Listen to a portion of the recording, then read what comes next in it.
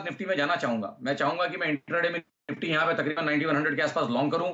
9190 9200 के targets Nifty के लिए मेरे लिए इंट्राडे में रहेंगे, और मैं स्टॉप लॉस सेम रखूंगा 9074, स्टॉप लॉस 9074 पे रखें। 5 मिनट क्लोजिंग बेसिस, अगर 5 मिनट 9074 के नीचे स्पॉट ट्रेड हो जाए तो ट्रेड को स्क्वायर अप कर दें। मेरा राय तो निफ्टी में रहेगा कि इंट्राडे में बाय करके काम करना चाहिए। ओके, इस बीच जरा प्लीज एक बार बैंक्स लेके आइए। आई थिंक बैंक्स पे सिवियर प्रेशर है, और डायरेक्टर साहब प्लीज जरा एक बार आप पीएसयू बैंकिंग बास्केट को स्क्रीन पे रखिए, क्योंकि रियल पेन वहां पे आ रहा है। और आप देखिए एसबीआई बैंकिंग स्पेस का लीडर इस वक्त डे लो पर दिन के सबसे निचले स्तरों पे कारोबार कर रहे हैं। प्लीज एक बार निफ्टी पीएसयू इंडेक्स लेके आइए और तमाम सरकारी बैंक जो है उस स्क्रीन पे लेके आइए। और मैं पिछले, अगर आप देखें, आधे घंटे से बाजार को ट्रैक कर रहा हूँ टिक बाय टिक चार्ट्स पे, और स्टॉक स्पेसिफिक जो टिक्स आ रहे हैं ना, एक सीईएससी को छोड़ के कोई भी एक सिंगल स्टॉक नहीं है जो पिछले 20 मिनटों में 25 मिनटों में जो है वो अपना कोई इंट्राडे हाई छू रहा हो। सिर्फ अगर आप देखें तो इस वक्त डाउन टिक्स हैं और पीएसयूज में पेन है, पीएसयू बैंकिंग बास्केट में। प्लीज सर्वेंद्र एसबीआई पे एक टेक चेक दीजिएगा। कल काफी स्ट्रॉन्ग पुल बैक था, आज काफी स्ट्रॉन्ग ओपनिंग हुई थी और पिछले काफी सेशंस के हाईएस्ट जोन्स पे। आपकी राय क्या होगी एसबीआई पे, प्लीज बताइए जरा एक बार। देखिए वीरेंद्र जी, अगर आप एसबीआई को देखें तो आई थिंक 180 का जो उसका स्तर रहा है, आप देखें तो लास्ट अगर आप एक 10-15 दिन का सेशंस देखें तो आई थिंक वही एक वीवैप जैसा उभर के आता है। 182 के आसपास आपको दिखेगा कि लास्ट 15 सेशंस का वीवैप है। तो मेरा मानना तो यह है कि एज लॉन्ग एज उस वीवैप को होल्ड कर रहा है, 180 182 के सपोर्ट्स को होल्ड कर रहा है, आई थिंक प्योरली इंट्राडे में अगर आप ट्रेड लेना चाहें तो आई थिंक आप एक बाउंस खेल सकते हैं, और आप इसमें एक 192 193 के टारगेट के लिए इंट्राडे पोजीशंस बनाएं, बट एक स्ट्रिक्ट स्टॉप लॉस रखें 181.90 पे, और ये स्पॉट के लेवल्स दिए हैं मैंने। ओके, चलिए, तो वित्त मंत्री साहिबा का एक और स्टेटमेंट आ रहा है कि फाइनेंशियल स्ट्रेस को जो है इस आरबीआई के कदमों से, आज जो अगर आप देखें क्रमबद्ध तरीके से आरबीआई ने घोषणा की है, उससे फाइनेंशियल स्ट्रेस को कम करने में वाकई काफ़ी मदद मिलेगी।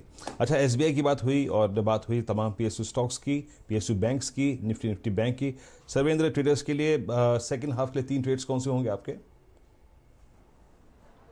देखिए रिलेटिवली स्ट्रॉन्ग स्टॉक्स थोड़े से आज मैंने पिकअप किए हैं, जो मतलब अगर आप देखें बाजार के साथ तो फिर भी आपको दिखेगा कि थोड़ा बाजार गिरा, लेकिन इन्होंने होल्ड किया है, और 3 लॉन्ग ट्रेड्स हैं, एक सेल ट्रेड है मेरा आज।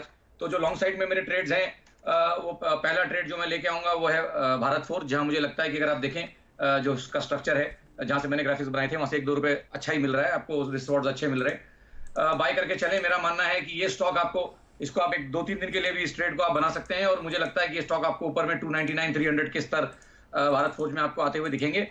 स्पॉट के लेवल्स मैं हमेशा देता हूं, वो डिस्क्लेमर रहेगा। 268.40 आप भारत फौज में एक स्टॉप लॉस लगाएंगे, 299 का टारगेट रहेगा।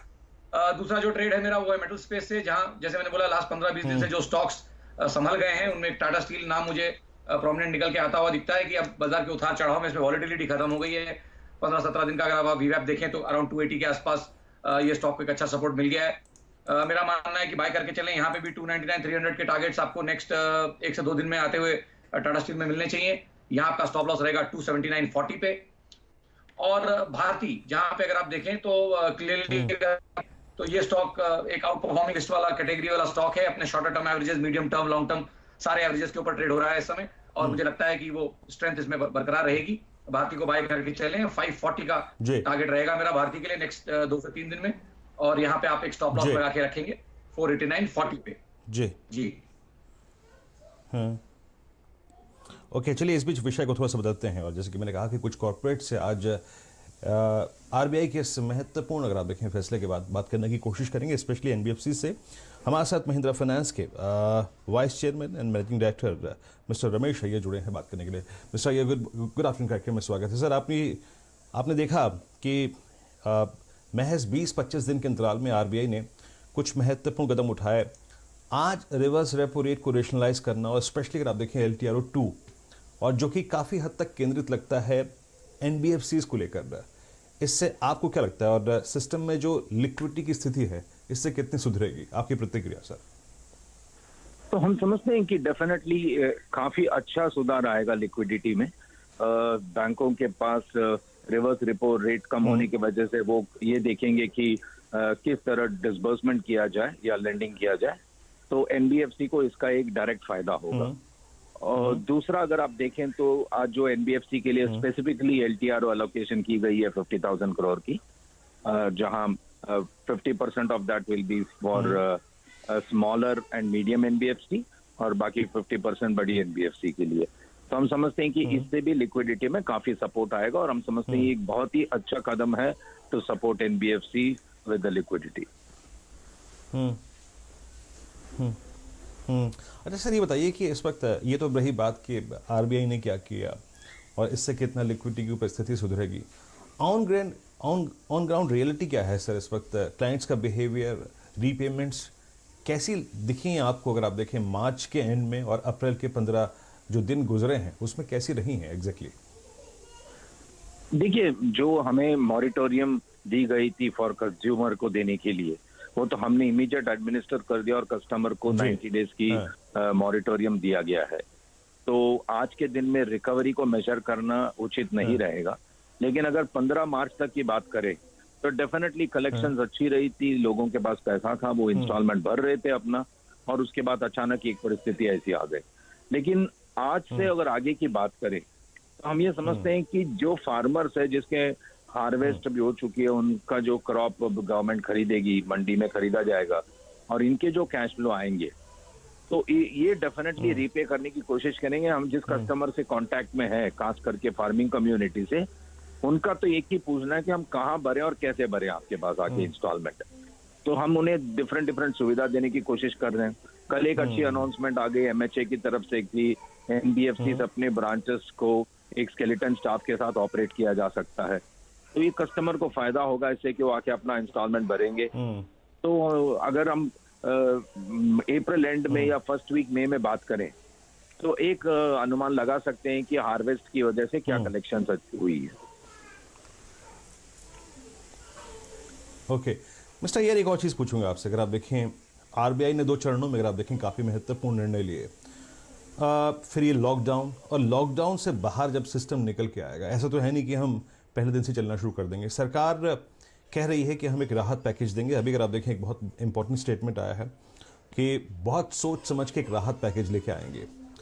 उस राहत पैकेज का ऑफ कोर्स अगर आप देखें चैम्बर्स जो है बात कर रहे होंगे, अपनी अपनी रिकमेंडेशंस दी गई होंगी।